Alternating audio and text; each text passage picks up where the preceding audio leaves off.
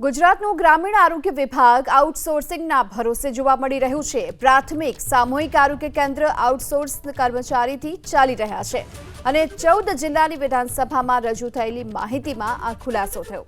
પ્રાથમિક આરોગ્ય કેન્દ્રની 7307 જગ્યા પૈકીની 3492 જગ્યા આઉટસોર્સથી ભરાયેલી છે અને સામૂહિક આરોગ્ય કેન્દ્રોની જો વાત કરવામાં આવે તો 5059 જગ્યા પૈકીની 1782 જગ્યા આઉટસોર્સથી ભરાયેલી છે। 14 જિલ્લાના પ્રાથમિક આરોગ્ય કેન્દ્રમાં પણ 808 જગ્યા અત્યારે ખાલી હોવાની વિગતો સામે આવી છે। 13 જિલ્લાના સામૂહિક આરોગ્ય કેન્દ્ર એવા છે કે જ્યાં અત્યારે 1125 જગ્યા ખાલી છે અને 14 જિલ્લાની વિધાનસભામાં રજૂ થયેલી માહિતીમાં આ ખુલાસો થયો। પ્રાથમિક આરોગ્ય કેન્દ્રની 7307 જગ્યા પૈકીની 3492 જગ્યા આઉટસોર્સથી ભરાયેલી છે અને સામૂહિક આરોગ્ય કેન્દ્રોની જો વાત કરવામાં આવે તો 5059 જગ્યા પૈકીની 1782 જગ્યા આઉટસોર્સથી ભરાયેલી છે। 14 જિલ્લાના પ્રાથમિક આરોગ્ય કેન્દ્રમાં પણ 808 જગ્યા અત્યારે ખાલી હોવાની વિગતો સામે આવી છે।